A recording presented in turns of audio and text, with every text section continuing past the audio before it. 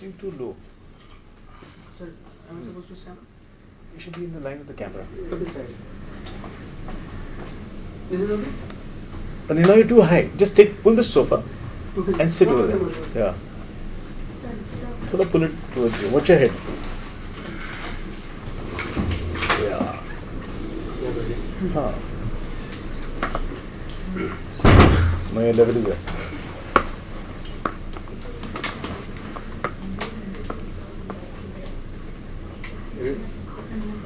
Recording?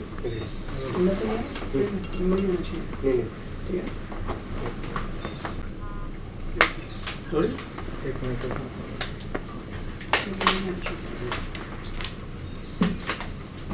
Shift on. Yeah.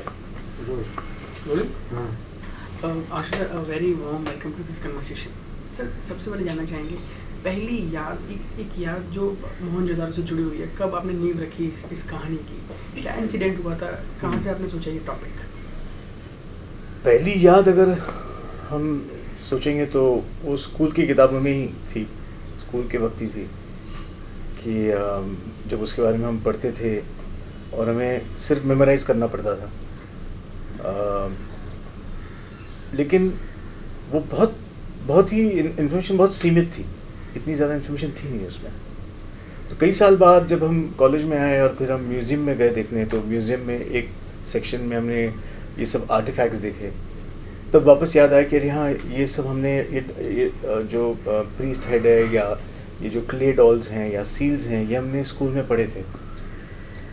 और फिर जब मैं भुज गया लगान की रेकी के लिए, तब मैंने ढोलावीरा की एक्सकवेशन साइट देखी और पहली बार I walk through the entire excavation and first time I got the impact of what this civilization probably could have been. और ऐसे कितने सारे शहर हैं जो एक्सकवेशंस जहाँ पे चल रही हैं। तो तब मुझे लगा कि हम हमेशा फिल्में देखते हैं ग्रीक संस्कृति की या इजिप्शियन सभ्यता की, और हमें बहुत अच्छा लगता है, पूरी दुनिया देखती है और कहती है कि व्हाट सिविलाइजेशन दीज वर, लेकिन हमारी सिविलाइजेशन पे कभी फिल्म नहीं बनी है। तो मुझे लगा क्यों ना इस पे अगर कहानी मैं बना सकूं और फिल्म बना सकूं, कभी ना कभी मैं बनाऊंगा, ऐसे मैंने सोचा था। और फिर काफ़ी साल बाद जब मौका आया तो मैंने सोचा कि अभी सिंस ये प्री हिस्ट्री कहलाता है और उसके ऊपर कोई किताबें नहीं है, तो आर्कियोलॉजी ही एक रास्ता है। तब फिर मैंने आर्कियोलॉजिस्ट को कांटेक्ट किया और उनसे सब इन्फॉर्मेशन ली, क्या क्या उनकी स्टडीज़ थी, और उसकी बेस पे स्टोरी बनाई। सर कितने दिन लग गए इस कहानी को डेवलप करने में? हाँ, मुझे लगता है जब एक बार मैंने शुरू किया तो it took about 1 year of research, 1 year of story writing, creation of script, क्योंकि कुछ भी लिखा हुआ नहीं है, तो आपको जो भी इन्फॉर्मेशन लेनी है वो उन सील्स में से ही लेनी है, या जो मिट्टी की गुड़ियाँ मिली हैं या जो अर्बन प्लानिंग के पूरे जो उनके एक सिस्टम आर्किटेक्चर का रहा है, उसी में से सब इन्फॉर्मेशन लेनी है। तो आप कैसे बनाए फिर? तो दृश्य जो हैं, सील्स जो हैं, सील्स, एक सील पे दृश्य, अगर मैं एग्जांपल दूँ आपको कि 2 मर्द लड़ रहे हैं और उनके बीच एक लड़की खड़ी है, तो ऐसा लगता है जैसे मानो दोनों उस लड़की के लिए लड़ रहे हैं। तो वो उस सीन पे जो वो दृश्य को मैंने फिल्म में एक सीन बना लिया। एक आदमी है जो ड्रम बजा रहा है, तो सलमान का कैरेक्टर मैंने ड्रमर बना दिया। ऐसे इस किस्म से पिरोते गए कहानी को, from the excavation all the material. अच्छा सर, बड़ा मुश्किल हो जाता है जब कोई किताब, कोई हिंट नहीं आपको मिल पाता है, तो कितनी ज़्यादा कल्पना आपने पिरोई है आपने इस फिल्म में, या फिर कुछ सत्य घटना क्योंकि रही है, एक ये सभ्यता रही है, तो कितना काल्पनिक रहेगी इस फिल्म की कहानी? नहीं, मैं कहता हूँ बहुत ज़्यादा काल्पनिक है, क्योंकि फैक्ट इतना ही मिला है। तो आपको ऑडियंस से जो फिल्म देखने आती है तो उनको फैक्ट से इतना लेना देना नहीं होता है, बिकॉज अगर सिर्फ फैक्ट देखना तो फिर डॉक्यूमेंट्री है। तो ऑडियंसेस, मतलब we are always interested in story, we want to see characters, we want to see drama, we want to see romance. तो ये तो सब बनाना पड़ा, बट ये बनाते वक्त इसका कॉम्बिनेशन फैक्ट के साथ करना बहुत ज़रूरी था, बिकॉज अगर दोनों का अगर मिश्रण नहीं होगा तो वो फिल्म एंटरटेनिंग नहीं हो सकती। तो काफ़ी मुश्किल था वो। अभी देखते हैं कितना लोगों को कैसे पसंद आता है, कितना पसंद आता है।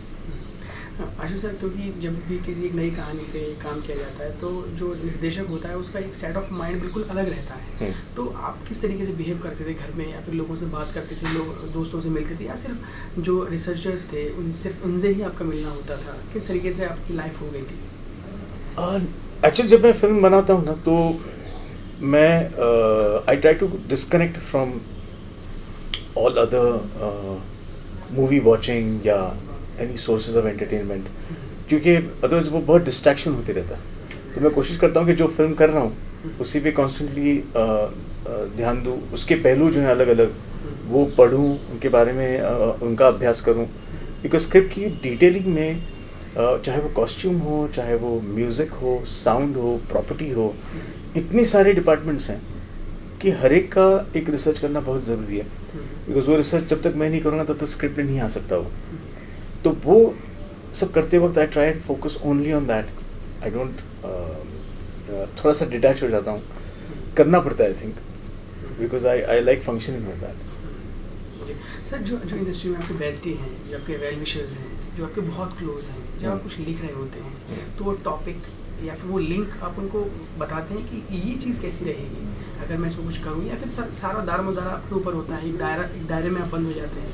नहीं, मैं पूरा ड्राफ्ट जब तक मैं ख़त्म नहीं करता ना, मैं शेयर नहीं करता हूँ। बिकॉज पहले मेरा ये जानना बहुत ज़रूरी है मेरे लिए कि क्या कहानी का रुख जो है, जहाँ से शुरू हुई है जहाँ पे जाके एंड करनी है, क्या वो करेक्ट है। और मोहनजोदारो के केस में जो आर्कियोलॉजिस्ट को मैंने इनवाइट किया था, 6 आर्कियोलॉजिस्ट से, एक यूएस से था और बाकी 5 यहाँ के थे। तो उन सब से जब मैंने इन्फॉर्मेशन ली उसके बाद मैंने स्क्रिप्ट लिखी और उनसे अप्रूवल्स लिए उसमें। बिकॉज इन्होंने जब इतनी ज़िंदगी दी है एक्सकवेशन साइट्स पे, तो उनका एक व्यू पॉइंट मुझे लाना था फिल्म में। तो स्क्रिप्ट जब उन्होंने पढ़ी तो उन्होंने रिएक्शंस दिए कि ये इसको थोड़ा चेंज कर दीजिए या उसको थोड़ा चेंज कर दीजिए, ऐसा हम नहीं कह सकते हैं या ऐसा हम कह सकते हैं। वो सब चेंजेस किए, उसके बेसिस पे फिर स्क्रिप्ट रेडी की। सर, आपकी फिल्मोग्राफी देखें हम तो पहला नशा, फिर बाजी, उसके बाद लगान, इतनी जो भी चलन रहता है आप उससे हमेशा ही विपरीत दिशा में भागते हैं और वो हमेशा सिक्का होता है सर, वो चलता ही चलता है। जैसे लगान की बात करें, बिल्कुल ही अलग फिल्म थी सर। तो व्हाट्स योर इंस्पिरेशन? आप मतलब आपका खुद से ही कंपटीशन है या आप चाहते हैं कुछ अच्छी कहानियाँ आएँ? क्योंकि अब हम देखते हैं और अनशर्ट कुछ भी बन जाता है, कोई मतलब नहीं, कोई सर पैर नहीं, वो बन गया और लोग हंस रहे हैं, या फिर नहीं भी हंस रहे तो फ्लॉप हो गया, पैसा कमाने का जरिया। आपका क्या इंस्पिरेशन रहता है, आपका क्या एजेंडा रहता है कि मुझे ये चीज़ अचीव करनी है? मुझे जितनी चैलेंजिंग स्टोरी होगी उतना उसे बनाने में मज़ा आता है।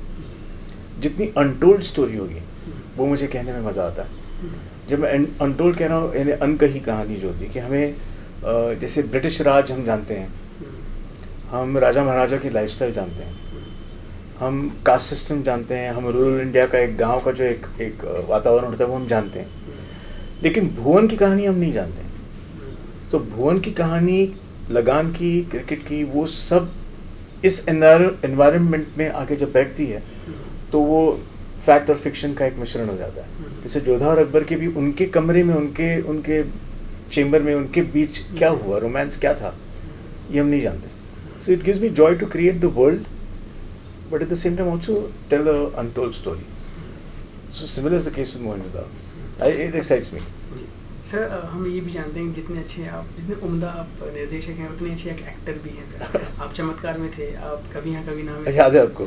सर देखिए, कई बार देखिए सर, बेहद पसंद किया आपका कैरेक्टर सर। तो डोंट यू थिंक कि आपको भी ऐसे, क्योंकि इतने अच्छे एक्टर्स हैं, आप समझते हैं, आपने लिखी है कहानी, तो आप डोंट यू थिंक कि ये जो एक विलेन है, ये एक्टर है, ये सपोर्टिंग एक्टर है, ये मुझसे अच्छा कोई नहीं कर सकता। Why don't you try yourself? नहीं, मुझे डर लगता है कभी कभी, क्योंकि डायरेक्शन बहुत मुश्किल काम है। और मुझे लगता है कि मैं एज अ डायरेक्टर अगर मैं करने जाऊँ और साथ में मैं एक्टिंग भी करूँ तो शायद डिस्ट्रैक्शन हो जाएगा।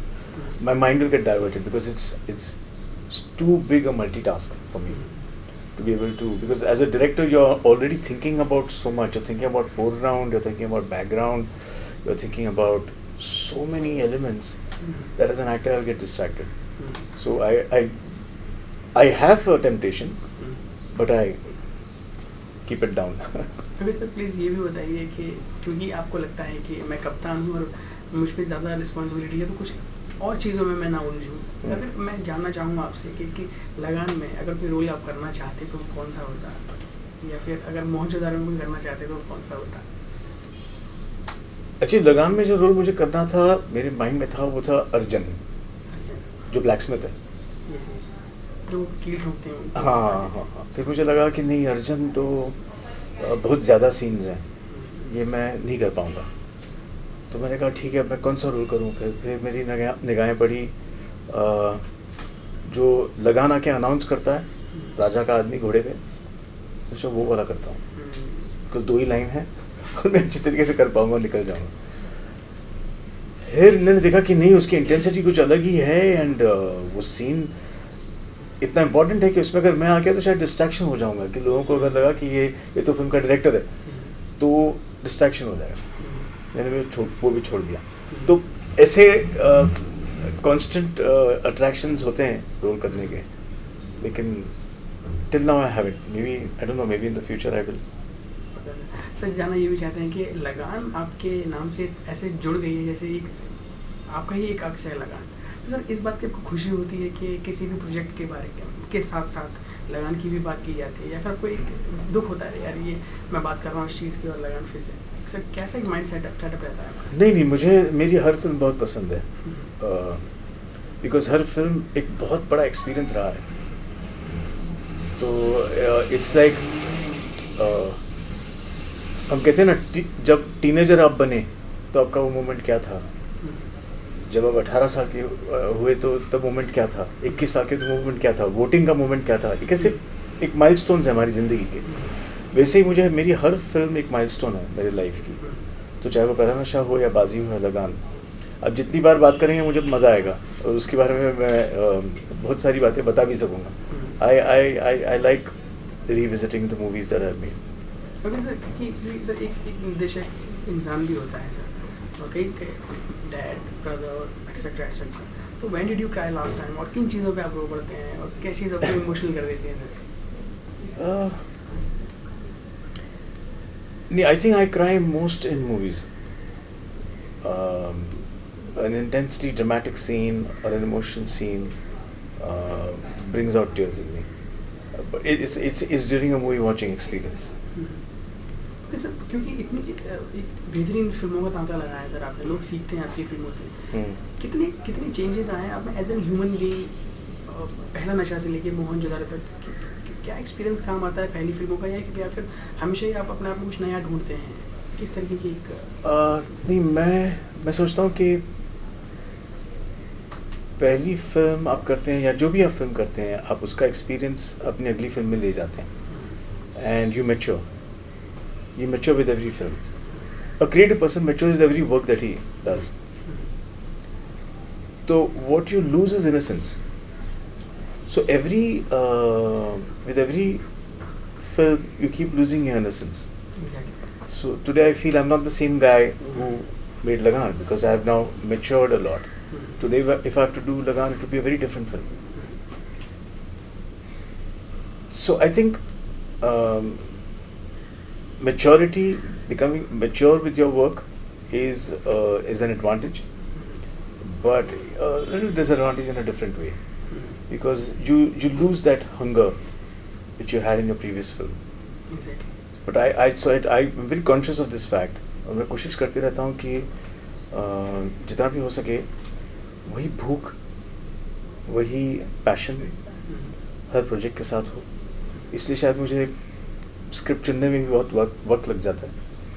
जिसके बारे में मैं बहुत पैशनेट फील करूँ, वही मुझे करना होता है. सर क्योंकि आप इतने बड़े ओहदे पर हैं, इतनी बड़ी टीम है सर आपकी, तो आपके सर्कल में आपका सबसे बड़ा क्रिटिक कौन है जो आपको बेबाकी से बोलता है अरे यार ये क्या बना दिया? Sir your wife, your children और something? I think I would say Sunita first, my parents, my sister Shlesha. They immediately, both my sons now, they immediately strip me of all illusions. मुझे तुरंत बता देते हैं क्या गलत है और क्या नहीं रहना चाहिए, unashamedly. बट वो बहुत ज़रूरी भी है और मुझे अच्छा लगता है वो, because you able to correct your self. नहीं तो कभी कभी हम वाह वाह में खो जाते हैं। तो I think my family. So please share any incident, जब आप कोई एक बात जो आपके बेटों ने कहा या मैम ने आपको बताई हो कि उस फिल्म में वो वाला सीन आपने समथिंग लाइक दैट, कुछ आपको याद आता हो, प्लीज शेयर विद अस।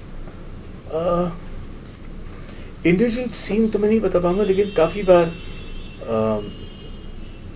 जो स्क्रिप्ट्स, इंटरमीडिएट स्क्रिप्ट्स होती हैं जो मैंने लिखी हैं, जो कंप्लीट स्क्रिप्ट्स लिख के रेडी हो गई हैं, लेकिन उन्होंने पढ़ी है, उन्होंने कहा कि ये मत बनाओ because we don't like the script, और जो बनी है वो सब उन्होंने अप्रूव की हुई हैं। तो इस किस्म का एक ओवरऑल ओवरव्यू इन्वॉल्वमेंट है फैमिली में। सर, मोहनजोदारो का सबसे मुश्किल पार्ट क्या रहा? उसका शूट, या फिर कुछ और, उसकी कहानी, या फिर उसके लोकेशंस, या फिर आप जिस तरीके से ऋतिक को या फिर पूजा को आप बता रहे थे चीज़ों की, वो क्या सबसे मुश्किल क्या रहा सर? आई थिंक सबसे मुश्किल मोहनजोदारो में वही है कि ये दुनिया कैसे क्रिएट करनी है, बिकॉज ये एक ऐसी संस्कृति, ऐसी सभ्यता है जिसके बारे में हम कुछ नहीं जानते, और सबकी इमेजिनेशन में जो एक मोहनजोदारो बसा हुआ है, वो खरा उतरना बहुत ज़रूरी है।